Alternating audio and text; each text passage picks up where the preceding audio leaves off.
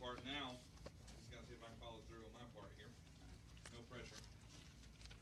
You're good. No, I learned a long time ago, working with Brother Joe.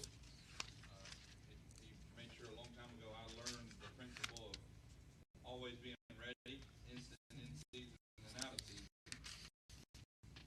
So I always try to be prepared to have something. This is just a little. It's only 11 verses. This psalm is powerful. It has a lot of good stuff in it. So just trying to be here, trying to invite somebody to be with you. We're going to step outside the box a little bit from what we normally do. I'm not going to give you all the details, but just try and be here next week. Psalm 63. Let me read all 11 verses. But before I do that, let me give you the context of what's going on. David has a son by the name of Absalom.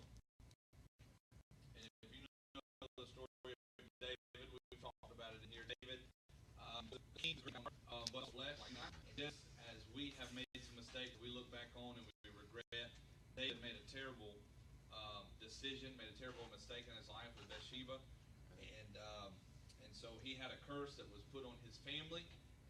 God gave him that curse and said, this is going to be your punishment, your consequence.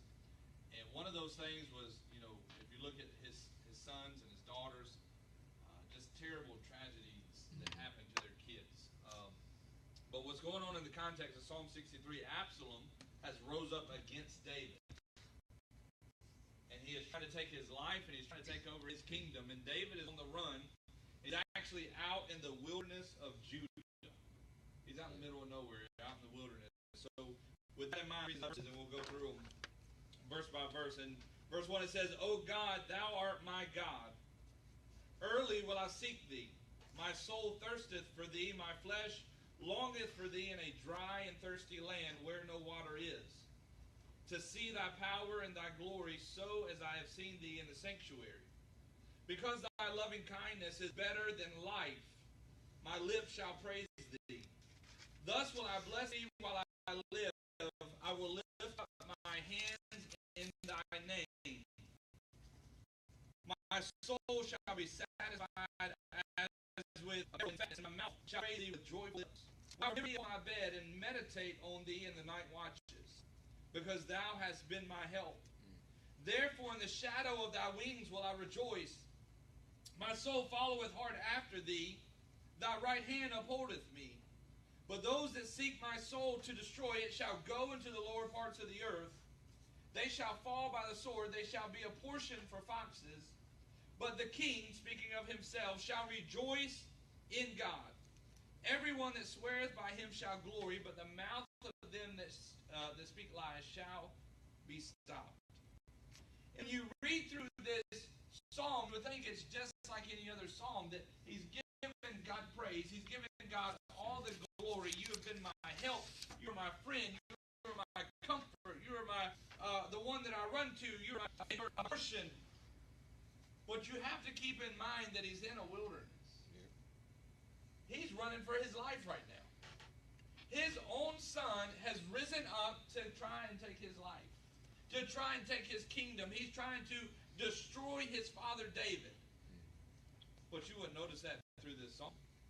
As he's out here in this wilderness, even in the midst of his circumstance, he's giving praise to God. Even in the midst of his wilderness, he's giving praise to God. He's not sitting there, God, why couldn't it be like this? He's not complaining and saying, God, why do I have to go through this? Or, God, it hadn't been enough up to this point. But instead, he says, in spite of my circumstance, in spite of my wilderness, I'm going to give you praise. And he sets the example here. And here's the topic we'll talk about tonight, how to walk through a wilderness. Because the reality is, all of us at some point, if you haven't already walked through a wilderness experience in your life, you will at some point. And what that means, the wilderness in Scripture is always that place where you feel deserted. You feel like you're all alone. This dry, barren foreign land and you feel like there's nobody there to help you. You feel like you're out on an island all by yourself in a struggle and nobody seems to know what's going on except you, and you've got all these problems going on in your life. That's what the wilderness in the Bible is a picture of. But in the midst of David's wilderness, he's not complaining. He's not crying. He's not bitter about the circumstances. Instead, he's setting the example for how you and I can get through our wilderness experiences. Number one, the first thing you have to do is look up. In verse number 1, he said, "Oh God, thou art." There's no keys and crystals and anything for him to go to find meat and to find something to eat. There's no just drive-through that he can hit. He's out there on his own. He has nothing to do. He has no kingdom. He's a king. He has no kingdom. He has no army. He has no men. He has no servants. But he has God. And he doesn't look around at his circumstance and begin to complain. He doesn't look around at the wilderness and say, "Man, it sure is hot out here," or "Man, it sure is dry out here." Instead, he just says, "Oh God." That's a good place to start in your wilderness. Yes. That's a good place to start out when you don't seem to know what the next step's going to look like. That's a good place to start when you don't know what lies ahead and just say, "Oh God." See, when you look up, it speaks of a relationship. Yes. And you look up and you say, "God, I don't know what I'm going to do. I don't know where to turn. I don't know what's going to happen or how this is going to turn out. I just know you're my only help." And he says, "Oh God, thou art my God." It was personal. You see, it helps to get through a wilderness when you don't just know about God. And you don't just know about God. You have just a Sunday school experience. You know that He's huge. It'll help you get through your wilderness experience. He says, "You are my God." Look what he says after that. "My soul thou art my God. Early will I seek thee. My soul thirsteth for thee. My flesh longeth for thee in a dry and thirsty land where no water is. Early will I seek thee." In other words, that was his first option. David did not get out to his wilderness and say, "I'm going to try this first, and then I'm going to try this, and then if that doesn't work, I'm going to try this." He says, "No, early, the very first thing I'm going to do, I'm going to see your face because I know that this is your will for my life." And that's probably one of the hardest things to understand in the life of a believer, is why God allows those kind of things to happen. God, why did this tragedy take the person that I love? God, why am I in this wilderness? God, why did I have to go through this? And I don't have the answers to that. But I do know that we're not as good and holy as we think we are. And I do know that He is sovereign and knows all things and has a purpose and a plan for everything. Yes. And David said, "Thou art my God." He looked up. But the second thing, notice the flesh longeth for thee in a dry and thirsty land where no water is. And notice what he was longing for. Verse number 2, "To see thy power and thy glory, so as I have seen thee in the sanctuary." His mind went back. He's out there in this desert. He's out there in this dark place, in this dry desert land. But his mind goes back to those times in the temple. His mind goes back to the times that he's seen the presence of God and he's felt the presence of God. And it says here, "I've seen the power and the glory." Yes. And man, I'd like to go back and see that again. And you know what will get you through some of the times that you're going through right now? Is when you look back at what you've been through. And you look back at what God has done for you. And you look back at what He has forgiven you from, what He has handled in your life, and when you thought there wasn't a way, He made a way in that situation. And you never forget those. You say, "Man, what a good God." And you're out here in your dry and your desert land, and you know what helps you get through it is you look back and say, "Well, He got me through that. He can get me through this." Yes. If he got me got me through that need, he could get me through this need. If he got me through this situation, he could get me through this situation, because God never changes. Right. And so you got to look back. And looking up is a relationship. But when you look back, that's your remembrance and remembering the things that God has done for you in your life. That's how you're able to get through a wilderness. But notice what he says here in verse number 5. My soul shall be satisfied as with marrow and fatness, and my mouth shall praise thee with joyful lips. But listen again, he goes back. Verse number 6, when I remember thee upon my bed and meditate on thee in the night watches. Those bed and then the night watches. The first thing he says, I remember thee upon my bed. That's speaking of late at night when he's finally laying down to rest. He doesn't have, one of those heavenly beds from the Westin. Those things are awesome, by the way. He doesn't have that.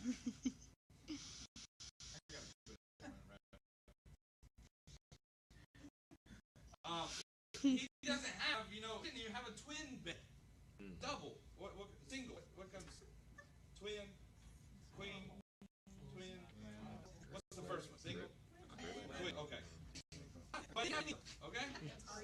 Whatever you terms. He doesn't have any. Okay? David's bed, he had to lay down on the ground at night. He had to lay down on the hard, dry sand. But it says, I remember thee upon my bed. And I got to thinking. It was dangerous. But when I read the Bible and my mind begins to think about things in the Bible about this specific, think about David, okay? What would he have thought back? Okay? As he's laying there at night, looking up to the stars, looking up to the heavens, what do you think he could have thought about? I wrote this down. Maybe he thought back to his fight with Goliath. Remember, he's just a young man, and maybe as he's thinking back, reminiscing on all that God has done for him, maybe he goes back to that time when he was able to take the little stone and hit Goliath in the head, feet of his giant. Maybe he thought back to his friendship with Jonathan. Even when Saul tried to take his life, Jonathan was a friend to him. And Jonathan never betrayed him. And maybe he thought, man, I sure wish I had Jonathan here with me, because what a friend that was. But my favorite, the term bed, okay? Maybe he thought back to his forgiveness. Because if you remember when David had his big mess up, remember it says that before he did that he was supposed to be at war, but instead he was lying in bed. Yep. You go back to 1 Samuel or 2 Samuel, you read that, he was on the bed. And he arose off the bed and he went out to look on the rooftop, and that's when he saw Bathsheba, and it all went down. Maybe as he's laying on that bed in the desert, maybe he thought back and made, what a terrible mistake that was.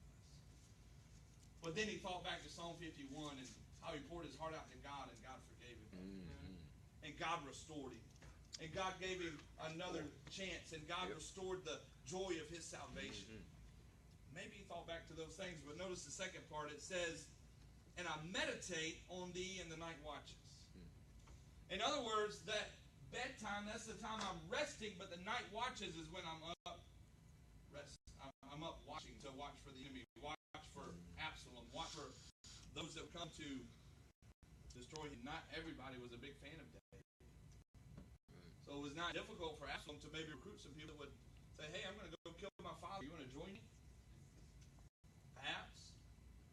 Well, what are some things that maybe in the night watches as he's meditating, it's a time of watching for the enemy. Maybe David would have thought back to the times where he wrote things like this: the Lord is my refuge. The Lord is my strong tower. The Lord is a mighty fortress. The Lord is my helper in the time of trouble. All of those things reference to those times where you're looking for the enemy. You're running from the enemy. Maybe David is thinking back in his wilderness. He's thinking back to those times. God, you're my refuge. God, you are my help. You're my strong tower. You are the very reason I'm going to be able to get through this. And I know that because I've seen what you've done before. And so I know you're going to get me through this very moment. Last one is he looked back and he looked up, but then he looked ahead. In verse number 7, because thou hast been my help, therefore in the shadow of thy wings will I rejoice. My soul followeth hard after thee. Thy right hand, the hand of authority, upholdeth me. But those that seek my soul to destroy it shall go into the lower parts of the earth. They shall fall by the sword. They shall be a portion for foxes. And then David goes on to say, but the king, speaking of myself, I'm going to rejoice in God. Looking up is relationship. Looking back is remembrance. But looking ahead is rejoicing. Because he's got something to rejoice in, and that he knows it's not going to be this way forever. He said, because I'm going to rejoice in God. I'm not going to worry. I'm not going to stress, because I know it gets bad at times, and I know it's not always easy, but I'm going to look ahead and know that the end is coming and that Jesus is coming, and I know that my Lord is going to conquer. My Lord is going to be victorious over everybody. Amen. I won't have to worry about it anymore. In verse number 3, he says, it's because thy loving kindness is better than life. My lips shall praise thee. In spite of my circumstances, I will keep praising you. Yep. My lips shall praise thee. I'm going to praise you just because it's what I do. And verse 4, I bless thee while I live. I will lift up my hands in thy name. Notice the phrase there, while I live. They didn't know how long he was going to live. Could have been a few more days. Could have been a few more weeks. He didn't know how long he'd been in that wilderness. But he looks up to the heavens and he says, God, as long as I've got breath in my body, I'm going to bless you. Amen. And I'm going to lift my hands up to you. For you're worthy, you're sovereign, and you do all things well. Yes. And then verse number 9 through 11 said the enemy will be defeated. The battle was almost over. And you know what? I don't know what you're going through. It could have been the reason that God rearranged some things today for next week. But you know what? Advice from all around you. Those things are good and they have their place. But if you're going through something, why don't you look up to Him? Oh, yes. Why don't you seek Him and say, God, can you help me through this? God, will you be my help? God, will you be my friend? Will you be the one I can talk to in the car? Will you be the one I can lean on, the one I can go to, and just will you help me? And He said, come unto me and I'll help you bear your burdens. Yes. He'll be that friend. He'll be that one that you need to. And then look back and think back to what He's done for you. Yes. Whether it's just this past week, whether it's the last several weeks. I know some of you are probably going through and you may got a virus. I told her to quit going to those websites. But and no offense, but all right, that's our bulletins. That's everything that I don't do is on her computer. So if her computer gets shot, we're in trouble. But you know what? That tore up. Tom's computer's not working. I didn't even want to touch my computer. But you know what? I did a video project with Brother Joe today, and you know he's kind of hard to get just for a few minutes, and I had it all lined up, recorded all of it, and guess what? The audio didn't work. Oh, Lord. Every piece of equipment did not work today. But you know what? I can stress in that and say, man, I got to redo everything. I got to redo this entire computer. Or you can say, God, you're good. God, you're awesome. And God, you continue to fix things, and you bless me. And next week, I may receive a blessing I didn't even see coming. But you got to look ahead. Yes. And look back and remind yourself that God is still God. And if He brought you through that, He'll bring you through this. Yes. Amen. But look ahead. It's not going to be like this forever. Right. You might be going through a tough time, but the end is near. Jesus is coming. I mentioned it last week with the team, but He said in the book of Luke, that says when you see these signs and all these things begin to happen, lift up your head for your redemption. We see things start taking place. We get your yourself is on the way. Yes. And we do rejoice in it. But David said, how to walk through wilderness in our life. Let's don't complain. Let's don't get bitter. Let's don't get angry and maybe get mad at God. Preached chapel this morning on Jeremiah 2 when the people, their relationship with God had fallen apart, and God said, what iniquity have your fathers founded? What did I do wrong? See, if we're not careful, we'll put the blame on God. Right. And God ain't done anything wrong. Because God is perfect in does, and it just takes us to understand that. We got to put our faith in that. Yes. Do we like it the way things happen? No, probably not. Do we like it the way he always does things? Probably not. But he's got, he knows what he's doing. Yes. It's on work out, Amen. okay? Let's pray. Lord, thank you for this day. We thank you for, Lord, I thank you for Amen. Lord, anywhere we open, Lord, we can just read and expound on it. And Lord, you encourage our hearts. You give us strength. Lord, I pray for everybody in here. I don't know what they have just gone through or what they're getting ready to go through, or some are even going through this very moment. But Lord, would you strengthen them? Would you touch them? And Lord, would you just help them in their life?